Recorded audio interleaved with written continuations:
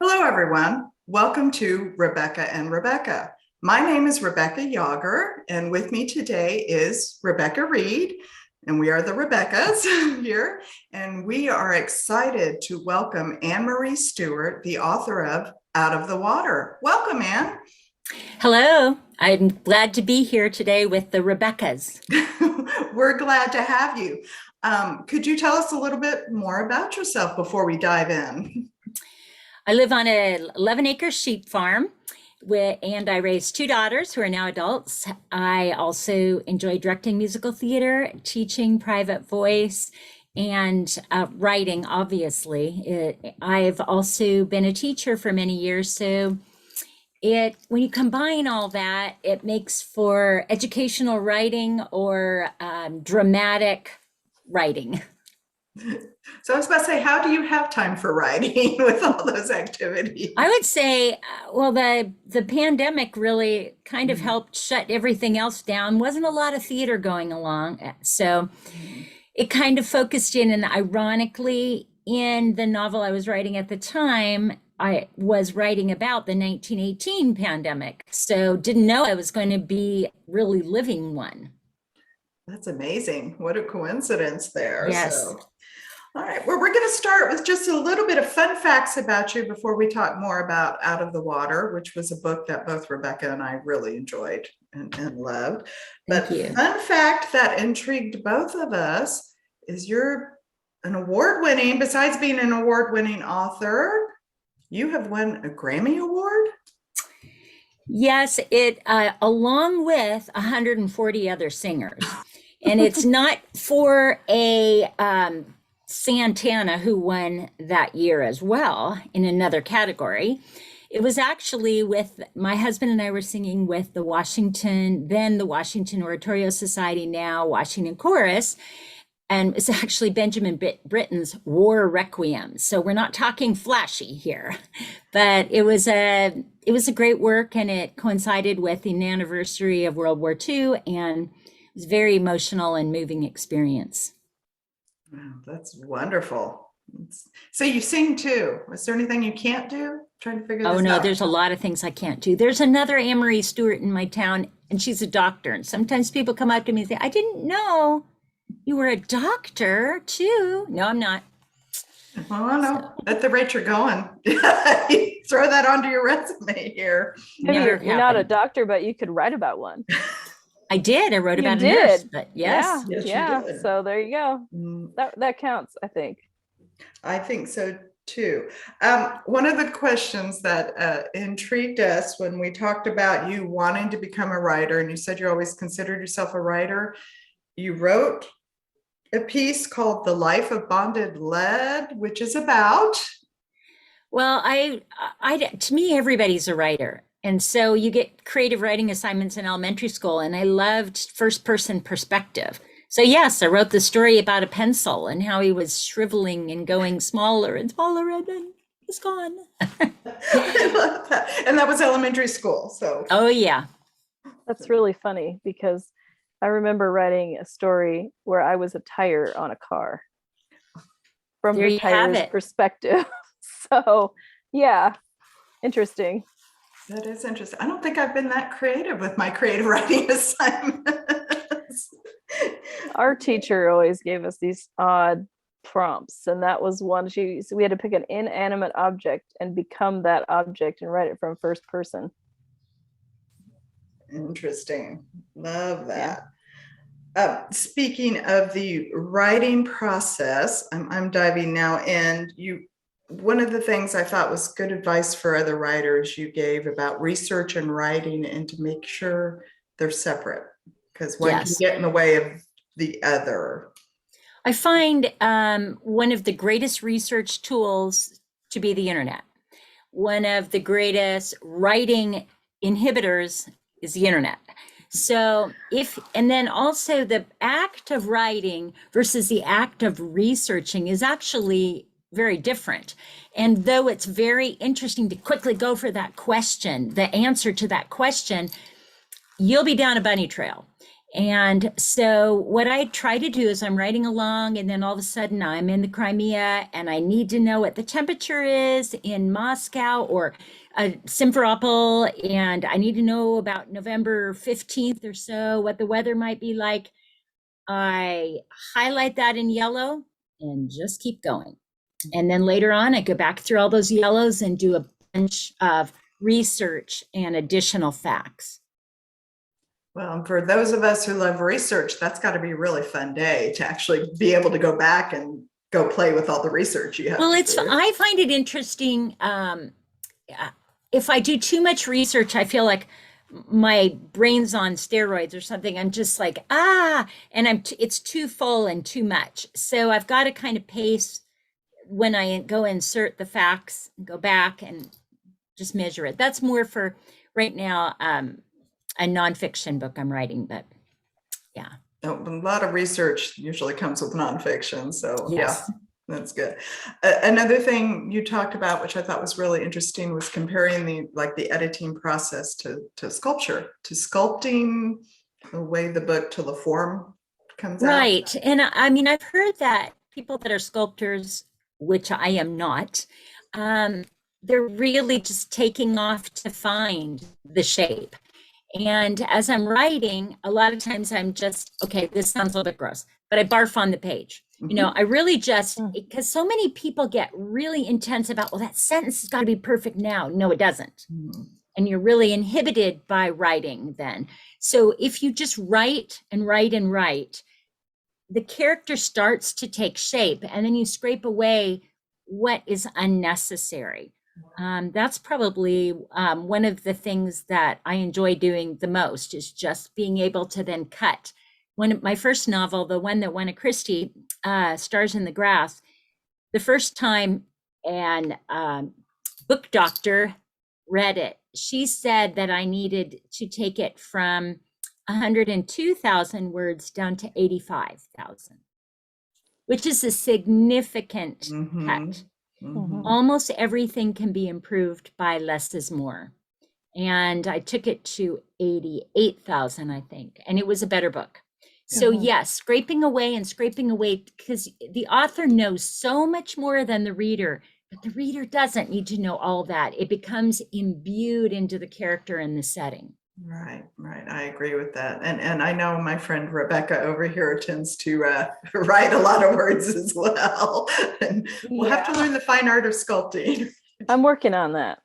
Yes, definitely working on that. Yeah, and I think that's true. I think we tend to, we want to show this little thing and this little thing and this other little thing because we're just so enamored by all of that. But when it comes down to the actual story, those things aren't necessary. If you want to stick to the actual plots, or even if the subplots, you have to get rid of all that superfluous stuff because it just distracts. It doesn't enhance. And so knowing where to find that, but you have to write the story first. Like you said, if you don't have the story, how do you know where you're going? I don't care if you're a plotter or a pantser or in between, you still have to get that story down to really see what it's, even the basic shape of it, what it's going to look like. And then you can refine your theme and refine all those things, the character, and then cut out all that stuff that goes against those things. Well, one of the things I find really helpful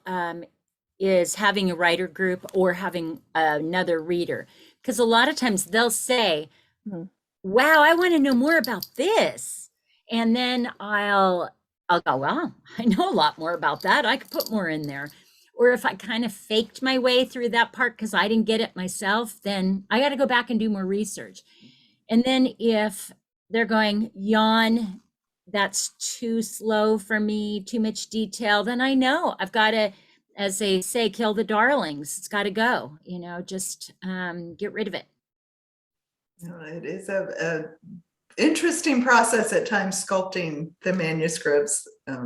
Yes, well, I have the memoir I'm working on right now, I have a really fine writing friend editor, and she literally took the middle section and made it my prologue, took my prologue and made it my epilogue, and it works. But I would have never seen that. I would have never seen that. No. It is valuable to get other sets of eyes on your work to help you hone them. And sometimes that's hard. Sometimes it's painful. You don't want to, but again, it's all for the best of the book if you have the right writing partners or critique partners. Well, I love a yellow pen or a red pen, or I loved it when Rebecca was editing my work, because it was just really good stuff and I was learning from it. And every time I wrote something afterwards, I was hopefully improving. Rebecca, don't agree or disagree there, but no, you were. You just want to grow in your craft, and I love to see where I can get rid of something or add more. So I don't find it painful at all, but I find sometimes people are editing something I'm doing and they're like apologizing all the way through. I just want to say that maybe you should. I'm like, nah, just cut it out. Just, strike through. That's good. And for those of us watching or listening here, Rebecca Reed she's well familiar with this story, right, Rebecca? Oh yeah. I remember reading early drafts of Out of the Water. So yeah, it was neat. For me, the neat part about reading it now was seeing what made the final cut and what changed and what was the same. That was what I enjoyed about it, because I already knew the story pretty much. Yeah. I mean, and I'd seen, I don't know how many versions of it I had seen, but I'd seen several versions of it. So to see what the final version was really cool for me. Yeah. Yeah, I bet that was fun here. Well, let's talk more about Out of the Water here. And back to research. And you said one of the most fascinating things was connecting the prison theater with the UVA law school. Yeah. Well, I enjoy writing about places I've been. It obviously makes it easier. If you either write about a fictional city, as I did, fictional town, as I did in Stars in the Grass, that's easy because you just build it yourself. Mm-hmm. But if you're writing about a place you've been, then like Priest Lake, Idaho, except for I wasn't there in the 30s, but if I can write about something that I just capture, it's just fun. So a friend of mine kept telling me about this place she had moved to, Deer Lodge, Montana, where it was a prison town, the maximum facility prison for all of Montana. And the prisoners themselves built this prison. So the more I thought about it, the more I felt like, oh, golly, I've got to have Siobhan land somewhere. How about this prison town? So I did. And then as I'm researching it, of course, I'm also putting UVA in. I put a lot of college dollars into University of Virginia for 2 daughters, and have a lot of experience with that university now. So as I'm walking through the yard, the prison, and they're telling, at some point I learned that prison yard has this theater in it that is unbelievable. People from all over would come into this theater while the prisoners were there and have a show or a concert. The prisoners themselves would go into it. It was like, it seated, I think, 1,000 people with velvet seats. I mean, it was ridiculous. Ironically, one of the prisoners painted for the backdrop The Last Supper, which I wondered, is that a little tongue in cheek or what? But I found out that this theater was funded by a UVA law graduate. I'm like, what are the odds to connect those pieces? So I find that stuff fun. Just once you've committed to that time slot or that location, then it opens up this whole world. Like at the time Meghan Markle was getting married or whatever, it was a big deal. Well, I was stuck in the Princess Di getting married time period. And so it was kind of fun to add that in. Mm-hmm. Yeah. Yeah, it was fun that your book could go to 1981 to Princess Diana's wedding. and do that. For the readers who haven't read it, read it. It does span from 1919 to 1981. Yes. Yeah. So it's good. A question just popped into my head, and Rebecca, you may have to help me with this one too, is how you kept track of the 5 women, especially Genevieve and Siobhan, kept crossing paths along the way. So it wasn't necessary. The others were different times of the story, but to keep track of 5 very crucial stories and then tie them together. I don't know how to ask it. Did you have a method? Did you write Siobhan's story first, or? I would write, and then when I got to a certain point, I had the chapters on different color flashcards, and I had to decide how it was going to go. Like, because there were times you couldn't go to a different character because too much was revealed. And also there were beautiful times where one's having Christmas and then the other one could have Christmas, and it is a nice comparison, whether it's even the same year. And then sometimes it had to be back to back, because as you know, the first half of the book goes, encompasses maybe this much time, and then the last half is like, it's like really compressed and moves. I think sometimes readers have to know they've got to read the first, I don't know, about 50 pages in one setting so that it's really clear in their mind what's happening, because it does jump around. And yes, it all does connect in the end. But I was surprised by the connections. I think that's the coolest thing about being a writer. I'm writing along and I'm like, oh, that's her mother. I mean, I didn't know it. And so I try to tease in this book that there are dramatic ironies where, yes, the reader's going, I know what's happening there. I got it. I know. And then the ones that come out of the blue where they're like, I never knew. And I hope that those are really, I never knew. I hope people don't know it's coming. Because I think as a reader, I love being surprised. Absolutely. And I love your multicolored flashcards. Yeah, because it is confusing at first until you get the characters kind of cemented in your mind, like who's who and when everything happened. Because Rebecca and I were talking about this, because I didn't have that problem because I've already read it I don't know how many times, so I already knew all these people. But for her, she said that was a struggle a little bit at the beginning. At the beginning, because I was so caught up because I liked Siobhan so much, and then as the other characters were introduced, it just took a little while, but it was so worth it. And once I got them cemented, realized who was who. Oh my gosh, and the way it all tied up together. Holy cow. We're not going to give away the ending, but it was fabulous. Well, and some of my readers would make family trees. And I actually have a really good book club kit for people that want to do it for their book club. And it's on my website, AnnMarieStewart.com. You can download it. It has recipes. It's got questions, because there was supposed to be the book club questions in there, but the book was pretty thick, so they left them out. And it has menu plans, like really formalized little menus. It's really beautiful. But I also put some maps of these places so people could kind of find their way around. And I put a family tree, so people could then fill it in. I did not put the names in it. I just put it blank. So, and I had asked my publisher at one point, what if we did blanks? Or I thought of like sort of a spiral, so you could kind of see what's happening in 1981 versus 31. And we never did it, but it was okay. It's okay. Yeah. That's okay. Fun to go to your website and have all this available, and great for the book clubs. That's a wonderful idea.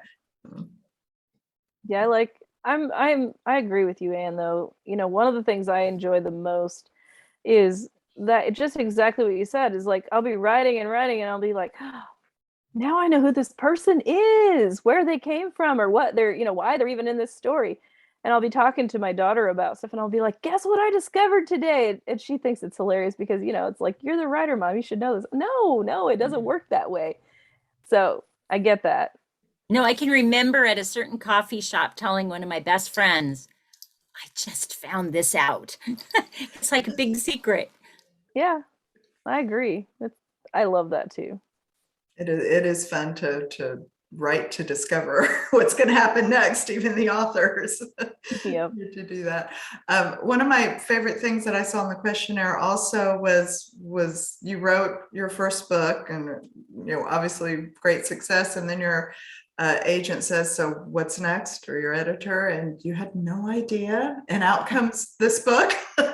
Yeah, no, and I like this one better. So yeah, I was just driving across the state of Washington after seeing Chip McGregor, who's my editor, my agent, excuse me, and had just had breakfast with him on the West Coast. Another thing Rebecca and I have in common. And I was like, I don't know what I'm going to write about. What interests me? And adoption interests me. It's always fascinated me.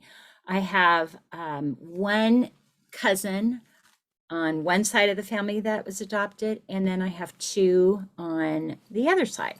And I have many friends for whom I've written, what do you call it, recommendations, referrals, whatever, so that they could adopt. And it's just been fun to be a part of that journey. But my cousin never wanted really to meet her biological mother. And then for a lot of different reasons, then at one point the biological mom wanted to meet her, but she didn't want to meet the biological mom. And then it traded off. And so I've always wondered who her mother is.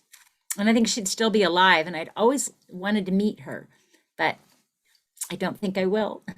Well, I'm adopted. So I can write a book and put people together. Yeah. Yeah, exactly. Yeah, because Rebecca and I were talking, and it's like, I'm adopted. So this really was an interesting thing for me, to see both sides of the question, because really there's like people who have a great experience, they meet their relatives and they have, wonderful, and there's other people where it doesn't work out so well. So yeah. And I always wanted, I kind of had this two-part dream for this book. And one is that because there is this organization that's helping homeless and orphans and widows, like, how can you help? I kind of want that to like exist, like just have the book springboard it for somebody. And then the other one was I would love to dream that there's a film made and the first showing is in that old theater in the prison in Montana. And I'd love to see that town revitalized. Not like I'm going to be able to do it, but there's just so much potential when you're looking at the between Glacier and Yellowstone, that area. It's just beautiful. And then there's the prison museum. You've just got a lot of opportunity, and I really wish it could be developed into productive town. Well, it's got to start somewhere. Might as well start with your book, right? And do that. Yeah, Rebecca and I we could visualize Siobhan's travels. It was a great travel-scape across the northern United States too. So I really love just picturing the train travel and stopping in beautiful Montana, and it's such an interesting town, again, that not many know about, and then on into as you go into Idaho, and of course the beautiful state of Washington. So I liked your locations for this as well. So yeah. Do you have anything coming up next besides the memoir? You said you're working on a memoir. Do you have fiction? I actually have 3 books that are in the works. One is coming out this year. It's called All is Calm, All is Bright. It's a Christmas devotional. And so it goes from December 1 to January 6, Epiphany. And they're just simple, sweet reflections that draw you to the manger. And then that is already has a publisher and everything. And then it kind of came about because I just, in the frenzy of quarantine and COVID, I just wanted a really simple, quiet, sweet reflection. And that's what that is. And then I have a book that has not been picked up by a publisher yet. But it should be. Pardon? I love that book. I said it should be. I love that book. I've read it too. Yeah. It's A Capital Merry Christmas, and it's about a reporter who thinks that if her name was not Mary Chris Smith, she might get taken more seriously, and makes a bet with a good friend of hers that for a month, during the month of December, she can be a different name and it'll make a difference. So she comes up with a real classy name and immediately meets a really nice guy and lies the entire month and tries to hide who she really is. So it's really like a Hallmark Hall of Fame Christmas set in Washington, D.C., with all the things about Washington, D.C. and the areas around it. And it's just fun and light, but it has a lot of heart too. So you have the meet cute and all that. So I just wish that it'd get picked up because I know it's just kind of delightful. And then the book that I've been working on for 40 years is my grandparents' escape from Russia. And at some point, one publisher said, you need to let years go by so that you understand how personal fates are tied up in historical moments, that it comes with a real passion. So over the course of many years, I'd pick it up and put it down and pick it up and put it down. I read it to my junior high students as I was an English teacher. I brought Grandpa and Grandma in for show and tell with Svebak and all. And I had my grandfather narrate one of the songs at my concerts. And I'll never forget, I turned around after the singing was done and the entire audience sitting in the bleachers was crying. So it was very moving. My grandparents were really amazing people, but basically in 1829, when they were just about to completely obliterate all Germans and Mennonites, a ton of people thronged into Moscow, and there was about 17,000 of them, and they were not letting them out, and they were dying of disease and different things, and they were getting exiled and arrested. And my grandfather was arrested. My grandmother was 9 months pregnant. One of their sons died and the other one was shipped back to their village. So it was a terrible, terrible scenario. But out of that, 5,761 refugees from that December 1929 did get out. And like a couple thousand went to Paraguay, a couple thousand to Brazil, 1,000 or so to Canada, and then some to Germany, and 4 to Mexico, and 4 to the United States of America. And that was my grandparents' family. Wow. So I am working on, it's basically done. I've now kind of went back to all my research to see if there's little tidbits that I wanted to add in, but it's basically done. I think I'll be submitting it to my agent, and he'll be submitting it to publishers this year. So hopefully it'll be out there next year. I don't know. I really hope it, really strong publisher though, because I believe it's just rather ironic that last book has something about the pandemic. And then now I'd just been planning to go to Moscow with my 85-year-old mother and my cousin, and it's a level 4 and it is no travel. So I already couldn't go to the Crimea because that was, is it Ukraine? Is it, whatever. And my husband, he said, no, you're not going to Crimea. But then I was like, then I'll go to Moscow because the bulk of the book is in Moscow. So that's not going to happen now. Yeah, hopefully you can get there at some point if things ever settle after down. the book's boy, what a published, great story. Probably, but yeah. And then after that, I do have another idea for another book, but it's funny, and it is just, I write it in my head when I go to bed, when I want to try to fall asleep. I write it, I get the scenes together. And then someday when I have written some on paper, but the first sentence though is, if he wasn't already dead, I'd kill him. Yeah, that'll get our attention. Yeah. Love that. So what's your website so people can keep up with you again? It's just my name, Ann, A-N-N, mariestewart.com. Wonderful. And look for that book club and the family tree if you want to really get into Out of the Water with that. Read the first book, the Christie Award winning. Congratulations, by the way, on that. I would actually like to close with something you said you have in your office related to Ephesians chapter 3, verse 20. I can grab it right here even. Grab it. Grab it. We'll wait because I thought it was wonderful and it is literally right there. Look at that. Wow. Yeah, I love this verse. When I went to Christie, I read it, but I asked one of my daughter's friends to write it like this. So I hang it up, and would you like me to read it? Please. Okay.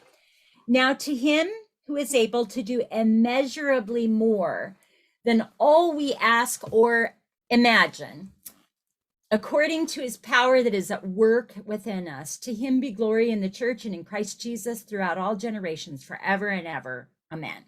And that's Ephesians 3:20. And as you can imagine, which is right across the middle, there's just times that we don't have the imagination, we don't have the answer, we don't have the conclusion or the middle or the beginning. And we don't know if that, even if we're writing is pertinent or it's going to touch anybody, but he does, and he can do immeasurably more than we can imagine. So amen to that. Yep. That's wonderful. Well, Ann, we are so thrilled that you joined us today. Thank you so much for your time.